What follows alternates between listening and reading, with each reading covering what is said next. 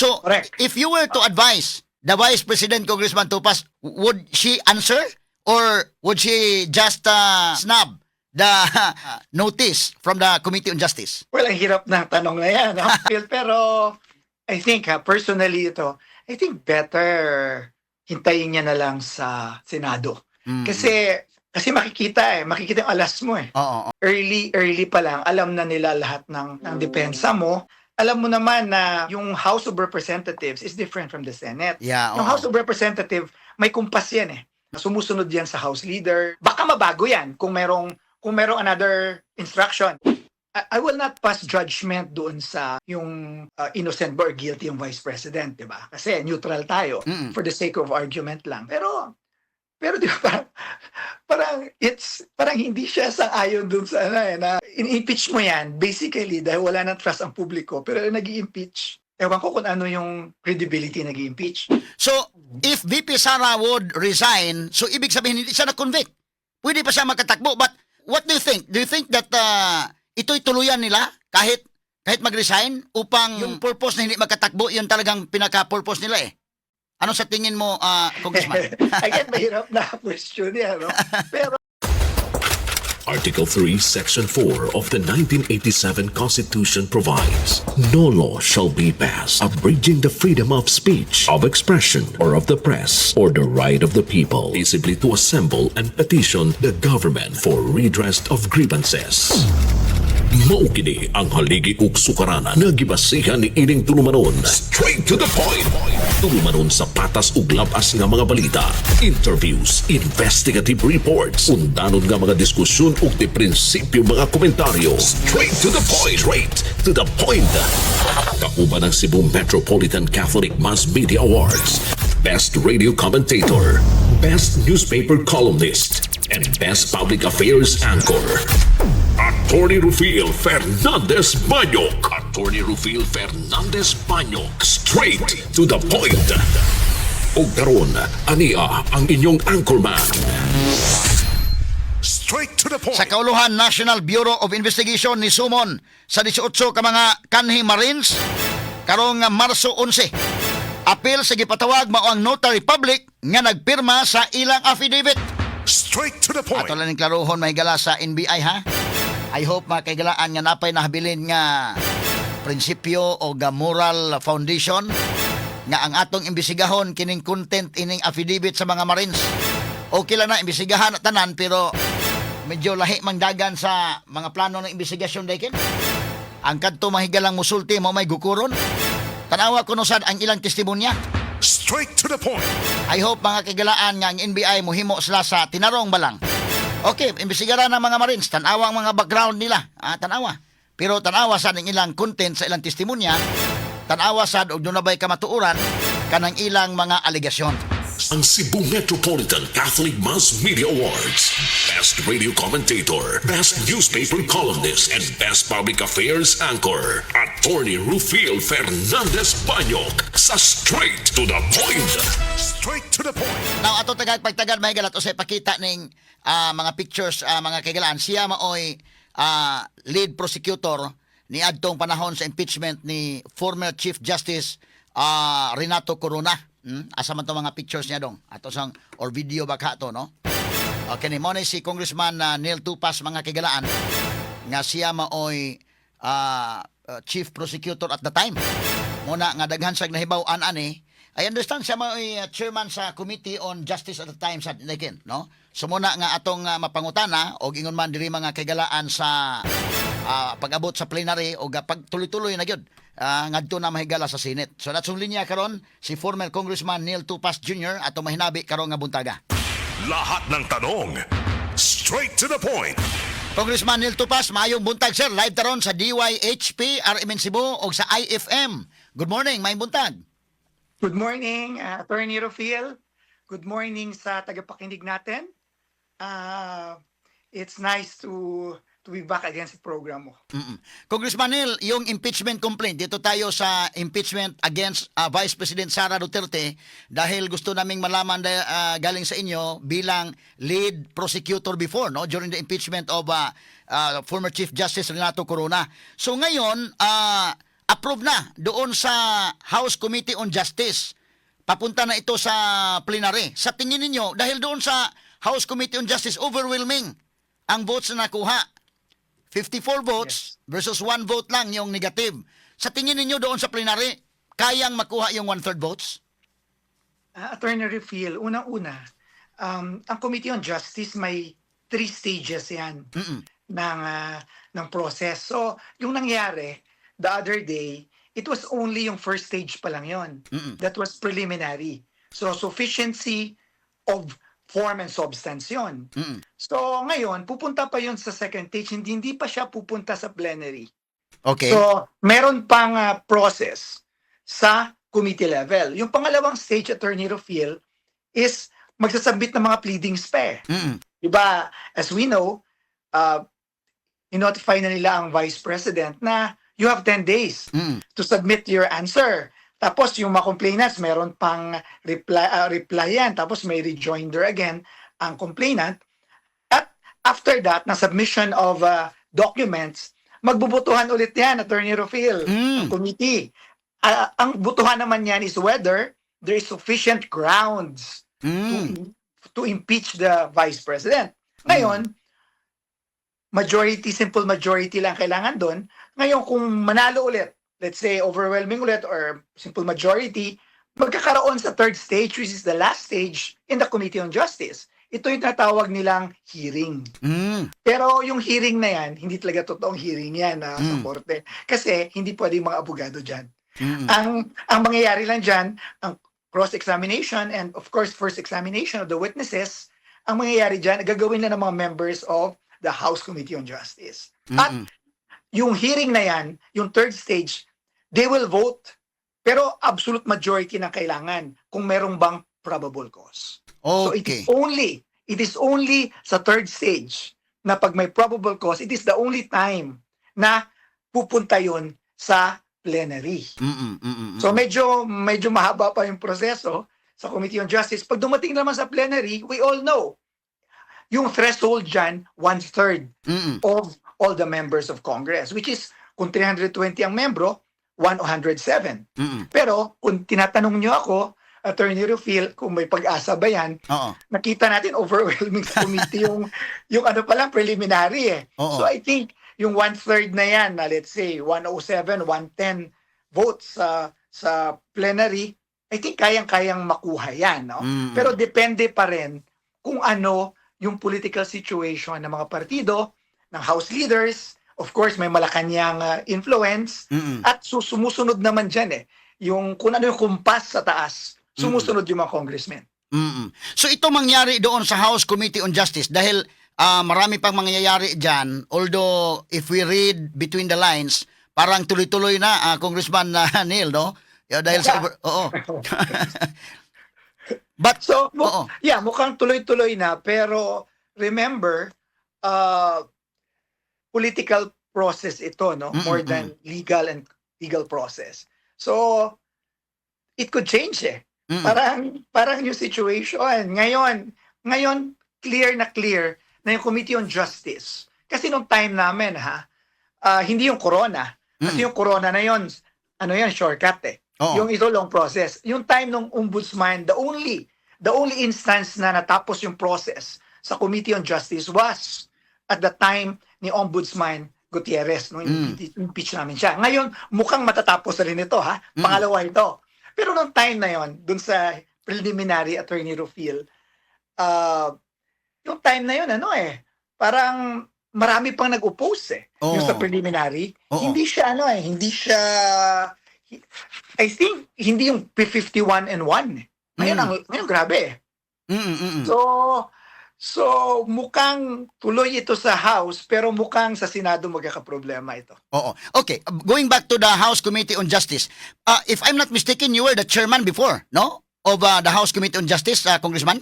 Yes, no? I was the chairman of the House Committee on Justice at the time, and I was voted as lead prosecutor nung umakyat na sa Senado.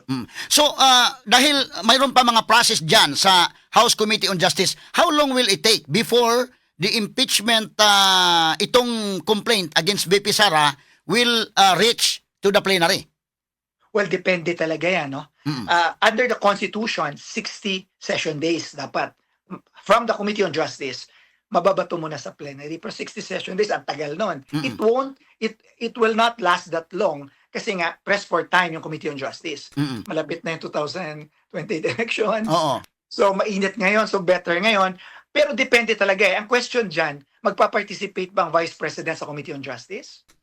Pag nag-participate ang Vice President dyan, tatagal. Oo. Pag hindi nag-participate ang Vice President, shortcut ng konti yung process. Mm. Kasi hindi na siya magpa-present ng evidence niya, hintayin niya na lang pag umabot sa Senado. Oo. Dahil sinabi na if the Vice President would not answer within the 10 unextendable period, no, ang mangyari ay i-consider them as, they are going to consider it as general denial.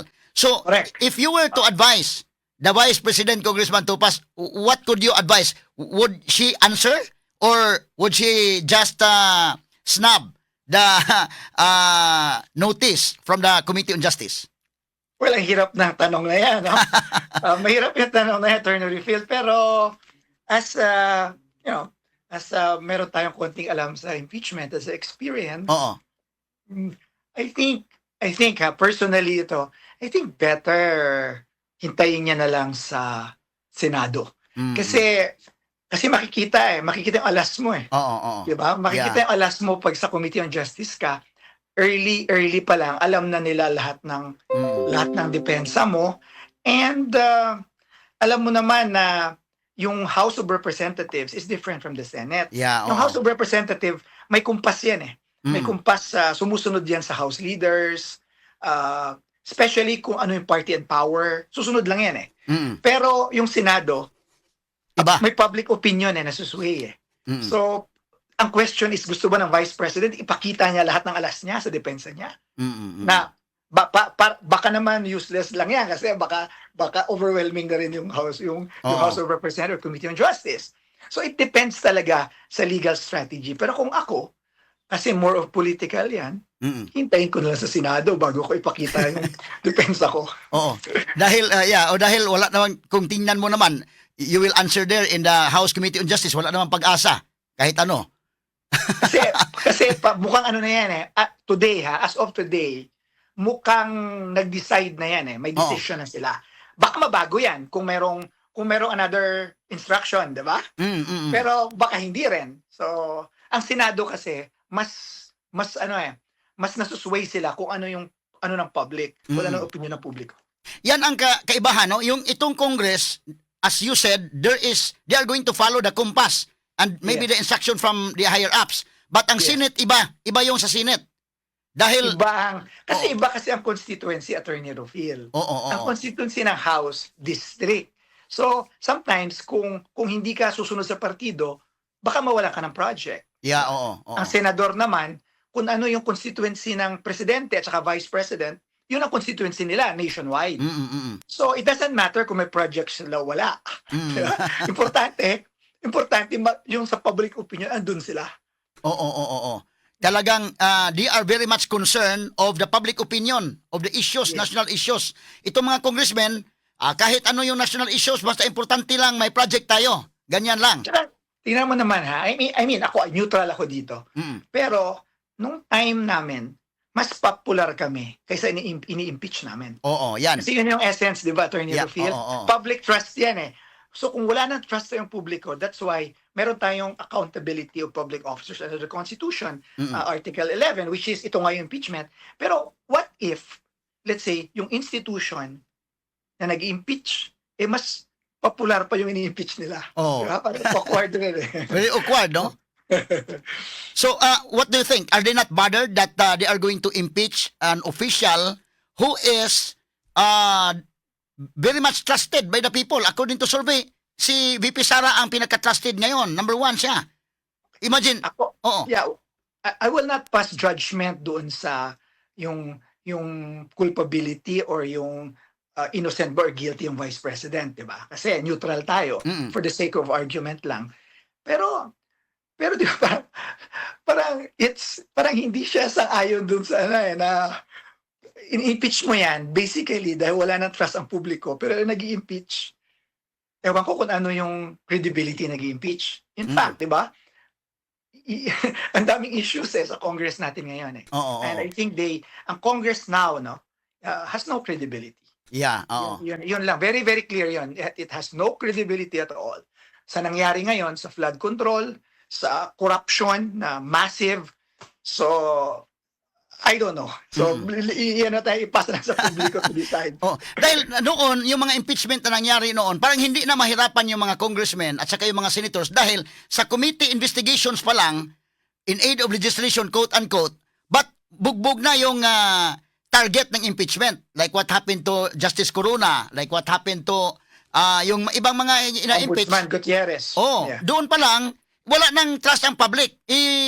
Parang hindi na mahirapan yung congressmen, pati yung mga senators to vote because ang public, yung opinion ng public, gusto na nilang i-impeach. Tulad ni Yes. Justice Corona at that time. Dahil yung during the time of Justice Corona, ang public mismo, gusto na nila dahil maayos yung pagkadala doon pa lang sa investigation. But what is ironic now with VP Sara, because there was a Quadcom na binugbog siya ng binugbog, pero parang hindi na affected yung rating niya.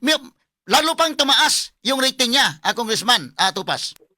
Yeah, kasi, di ba, parang for me, kasi as chairman of the Justice Committee for 2 terms, 6 years, parang important sa akin kasi yung public trust when it comes to impeachment.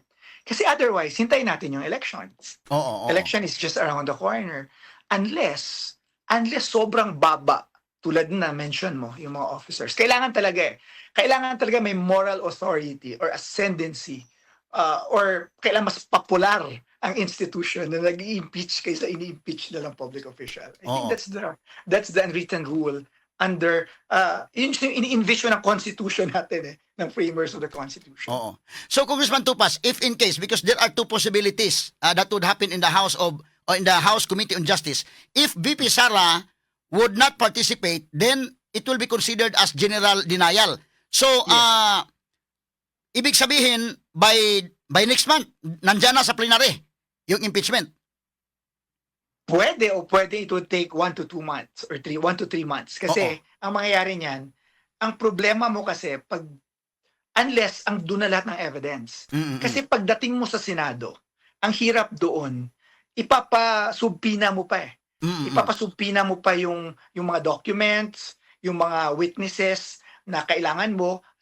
Pero kung sa Committee on Justice kasi, that's the only time na pwede magsumpina ang chairman of the committee even without the authority from the speaker sa Committee on Justice yon sa impeachment. So mas maganda na tingin ko as a lead prosecutor, kahit hindi pa mag-answer si Vice President Sara, mas magandang isubpina na lahat ng documents ng Committee on Justice Chairman para pagdating sa Senado, at least hindi na matatagal kasi pag tumagal, ayaw ng publiko yan Kasi pagdating ng Senado, nakafocus tanan sa trial, di ba?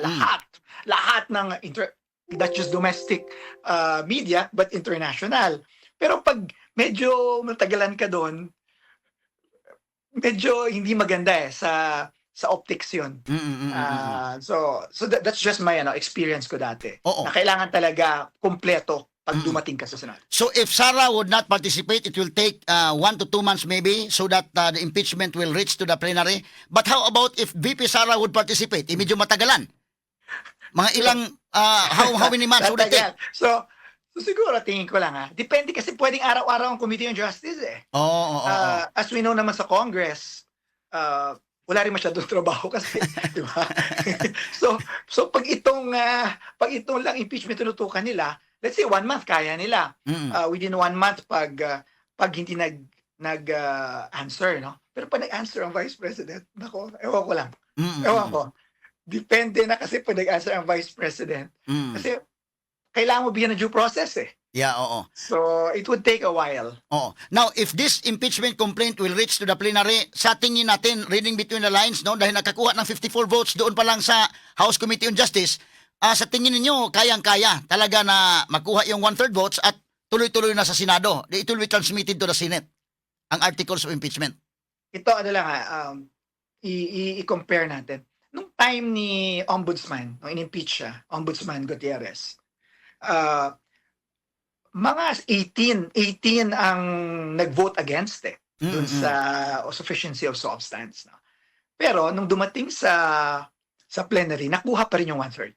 Oh. So ito, isa lang ang against So sufficiency. So hindi natin alam sa sufficiency of the grounds, second stage, at saka sa probable cause, yung Mm. third stage.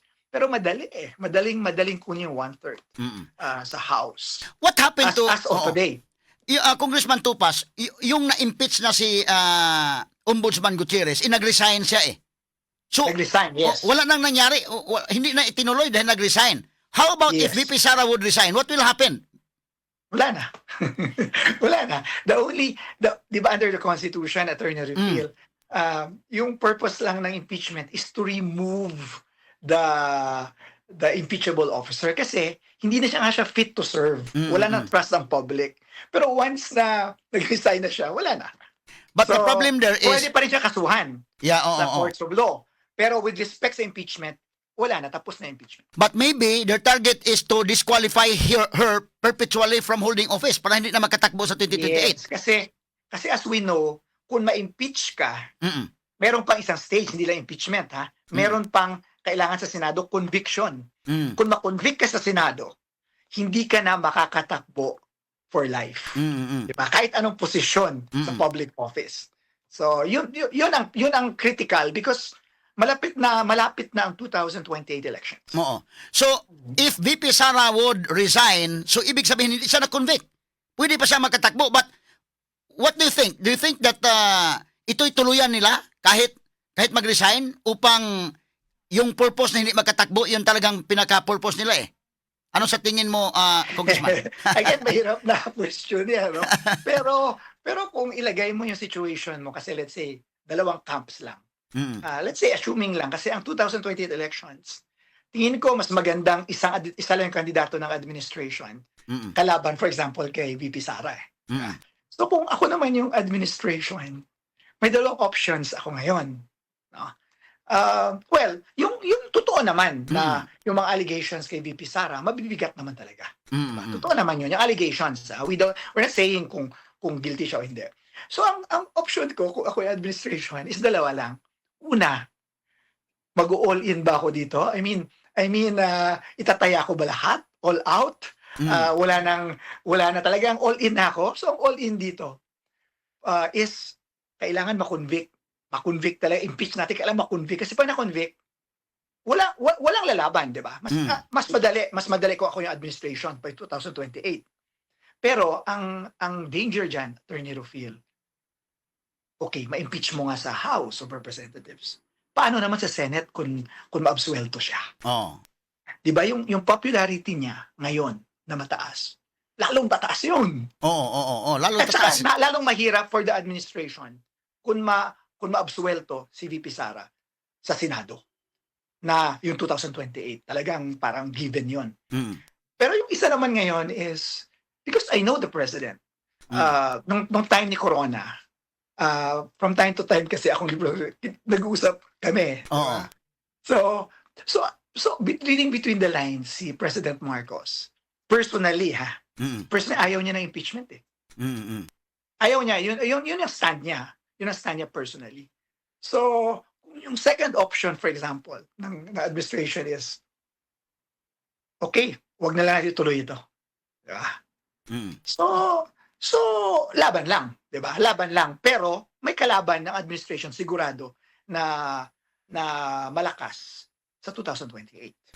Pero, ibig sabihin, hindi rin siya sigurado mananalo si VP Sara. Diba?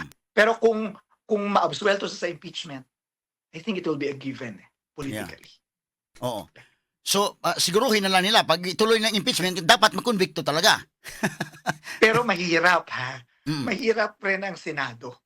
And we all know na sa ang Senado, kailangan 2/3 ang boto. Ang boto sa House, 1/3 lang yan. At Oo. saka ang congressman, madali yan. Madali. Pero Senado, mahirap kasi convince eh. So sa 24 ang 2/3 ilan? 16. 16 votes. Ipagpalagay pa natin, nakulong yung iba. Oo. Let's say, hindi ko na babanggitin, pero may mga pangalan ako dito. Oo. Palagay 20 na lang. Let's say may kaso or nakulong yung 4. Mm. Kailangan 14 pa rin. ang kailangan. O pagpalagay natin 19 na lang kaya nakulong na lahat ng mga nakasadyaryo ngayon na senador. Oh. 19, 13 pa rin. Parang ang hirap pa rin.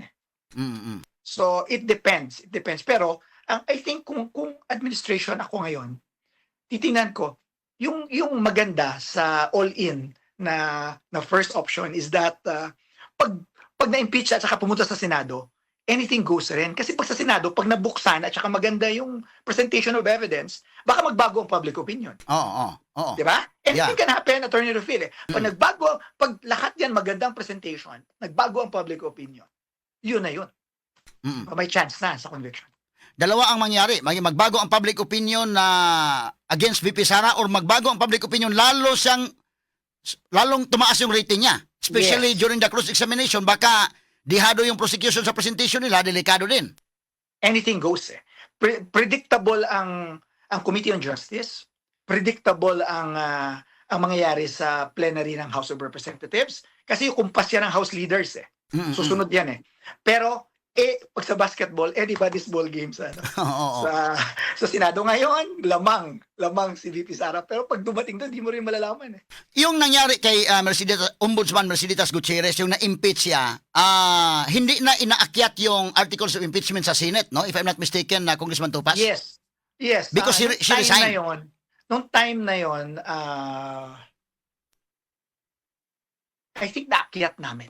Naakyat pero nag-schedule na nag-schedule na ng trial. Pero before that, after pa lang naakyat, nag-resign na siya. So wala na. Wala na nangyari. At doon naman kay Chief Justice Renato Corona. Monday kami nag-voting. Yung shortcut.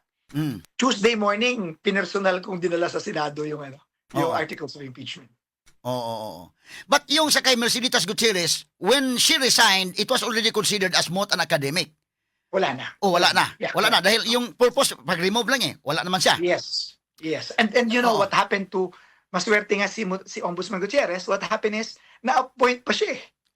Na-point pa siya. Na-appoint pa siya sa ibang government office. I think ngayon parang na-appoint ulit siya dito. Si Presidente Marcos recently.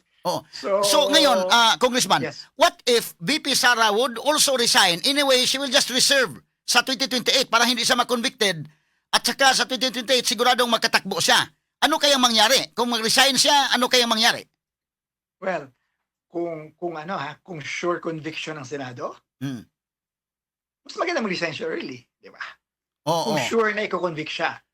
But mas the problem, mag-resign siya hindi pa dumating sa Senado. but the problem, if she would resign, then tuloy-tuloy pa rin ang impeachment dahil yung purpose nila ay to disqualify her from running for president. So baka hindi na yun. baka mag-ex-parte hearing sila doon. Baka away sa away sa Korte Suprema. Kasi 'di ba, immediate kasi. Immediate itong ang pag binabasa mo kasi yung impeachment, yung mga debates na framers of the Constitution, yung Constitutional Commission at the time, siya to remove at that particular time because hindi makakabuti sa bayan na magstay ka kasi unfit ka na mag-rule at saka walang trust yung public. So pero pwede ka pang tumakbo kung hindi ka na-convict. Kung na-convict ka sa Senado kasi may trial, yun lang yung time na hindi ka pwede tumakbo, madi-disqualify ka to run for public office. But the possibility, yung kakatakot dyan, baka mag-resign si VP Sara, of course, kung we will follow what happened to the impeachment of Ombudsman Gutierrez, wala na. Ang problema ngayon, baka yung purpose nila, hindi naman pag-remove talaga, yung purpose na hindi magkatakbo sa 2028. Hindi kaya posible na mag-ex parte trial sila, tuloy-tuloy na nila. Ex parte trial, hindi kayo mapostasipit, din okay lang sa amin. Ganon. Well, you know that, attorney, anything can happen. Yeah. Yung una nga, yung Supreme Court nga, yung VP Sara last year, stinap nila ito, di ba? At saka nagdagdag sila ng mga doctrine na tayo mga abogado nagulat, di ba? Pero on MR, although nung MR, ganun pa rin ang desisyon nila, inaffirm nila yung desisyon nila sa main case, pero nung MR, at least pinaganda na nila yung mga mali nila dun sa original decision. So ibig sabihin parang sometimes may mga decision ng Supreme Court or sometimes may mga ginagawa yung mga abogado na tayo mismo nagugulat. So, Yeah, oo. hindi ko alam. If you were to advise VP Sara now, what could you advise to her? Is she going to resign or tuloy-tuloy na lang? Well, Based on what you read now. Mo eh. Attorney, puro mahirap pa tanong mo. anyway, it's nakita mo naman ngayon na ang Senado, hindi lang naman ako ang tingin natin, 'di ba? Ang tingin natin wala pang boto sa Senado. So laban. Laban. Kung sa kampo, for example, sa kampo ka ni Vice President Sara. Duterte, laban ka.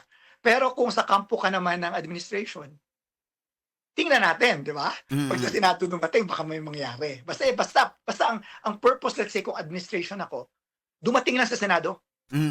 Ha? Ngayon, ang purpose naman ngayon naman, nakikita naman ng kampo ni Sara, walang numero yan eh. Sa Senado. So very interesting siya at dapat bantayan natin.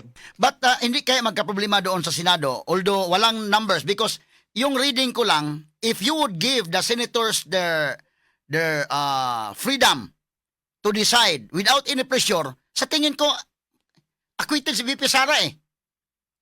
Well, Sa tingin ko lang. But if there are pressures, like, ipakulong kayo, pag hindi kayo, if you will not follow the compass, if you will not follow the instruction, you will go to jail. Like ito mga senators na may mga kaso na, ngayon si Senator Bato hindi na napakita. Kung ganun ang pressure, baka delikado si VP Sara dyan. Alam mo naman yan, Attorney Rufil, na kahit anong administration, kahit anong era yan, kahit sino nakaupo, hindi naman nangyayari na walang pressure eh. Diba? Yeah. Alam naman natin yan. So, it's dealings, especially impeachment. Dealings yan. Basta it's very complicated process. Diba? Ang ano diyan, yung behind the scenes ang nangyayari. Hindi yung talagang nakikita natin sa camera. But yung behind the scenes, grabe yan. Grabe. Especially pag dumating na sa Senado. Grabe yung pressure. But yung trust ng taong bayan, yung sa survey, talagang it will really be a big deal in the part of the senators dahil baka matapos yung career nila by 2028 or they have to consider that. It's make or break to lahat. This is more important than the corona impeachment, no?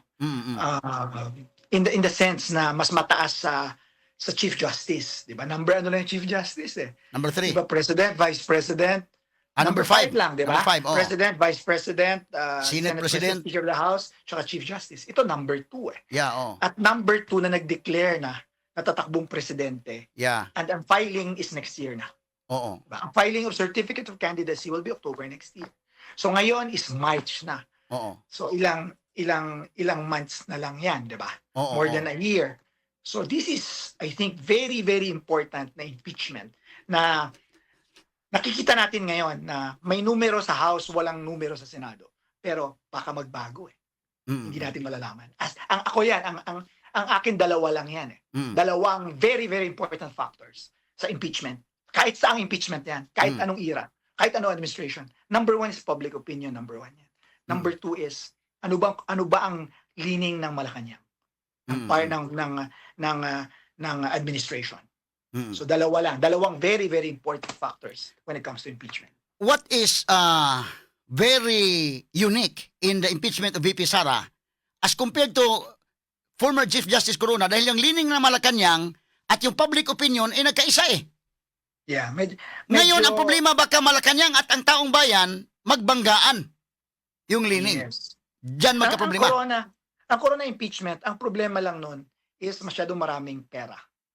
Yung kasi 'di ba bagman ang allegation ng bagman siya ng previous administration.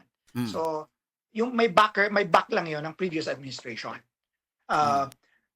Pero ito kasi pero ang present administration at the time kay Corona was for impeachment and ang public opinion was for impeachment. Yeah, so Pero ito kasi nagkakabanggaan eh. Oo. At saka maraming factors ito. So this is more difficult para sa akin. Kaya talagang dapat bantayan natin. And basta parang maraming mangyayari, 'di ba? Parang And, well, parang yun nga, as I said, alam natin ang mangyayari sa House kasi, yun, sumusunod lang naman sila kung ano yung House leaders. Pero sa Senate, ang laban talaga yan sa Senado. Mm. Hindi kayo are the congressmen not bothered of voting against VP Sara doon sa impeachment, considering na walang kasiguruhan kung ano mangyari sa Senate, iba ka ma-acquitted yan, makatakbo, baka balikan sila, yung mga congressmen. Well, ito lang ha. At the time of President Aquino, nung tumatakbo siya si Pinoy, alam na naman nanalo si Pinoy as president. Yeah, oh. Alam na yun. Very popular. Sobrang taas ang rating niya sa kalaban niya. Pero, wala pa rin sumasama sa amin. Konting-konti pa rin na mga incumbent congressmen. Hindi sila sumasama. Sinasabi lang nila, karamihan sinasabi sa amin, in the middle of the campaign na lang lilipat kami. Diba? Ganun na lang. So, magpa-file. So, they will stick, all of these people will stick with the administration karamihan. Kasi nga, survival rin yung pag-congressman ka. Survival rin sa district mo. Kasi kailangan mo ng, kailangan mo ng tulong ng present administration. Pero kasi, knowing yung political, yung mga politiko at saka yung system natin, in the middle of the campaign or 2 weeks before, lumilipat na yan lahat Sino man nalo Oo. Especially kung surging na. Political butterflies, di ba? Oo. Ingrained, deeply rooted ngayon sa ating, it's sad. Nakakalungkot. Nangyari kaya ngayon kay mga Remulyas, siya pang spokesperson ni Binay noon. At the middle of the campaign, Yeah. At least siya, in the middle. Pero yung karamihan, mga 1 week before. So maraming mangyayari. Clear na 1 week before elections, clear na or 2 weeks, clear na kung sino winner. Doon lang sila lilipat. So as of now, while the election is still coming, wala pang campaign period, Tagal we pa. cannot expect the congressmen No. to jump ship. Siguro pero at least tingnan natin last year may mga nag-signify na i-impeach si VP Sara kasi malayo pa. Oo. Pero I'm sure ngayon mababawasan 'yon. Oo. Kasi yung mga ibang nag-signify last year, ngayon binibilang nila malapit na So mababawasan 'yun. Pero I'm sure karamihan pa rin kung anong kumpas ng House leaders susunod 'yun. So sa tingin niyo yung number that was gotten before when the impeachment against VP Sara ay naakyat doon sa Senate, do you think the same number ang makuha ngayon or baka maliit na lang? Well, for sure bababa 'yon. Pero anong numero noon Attorney Riffy? I'm just curious. Almost everybody na parang 200 plus. Hindi abot yun. Hindi abot na yun. Kung 100 lang, kung 106 o 107 o 110 at most, 1/3, tingin ko kayang-kaya. Pero yung overwhelming, hindi na. Hindi abot. Kasi may political dynamics na But yung pag-declare ni VP Sara early that she would run for president in the 2028, nakakatulong ba yon sa kanya or anong effect yung declaration niya, Congressman?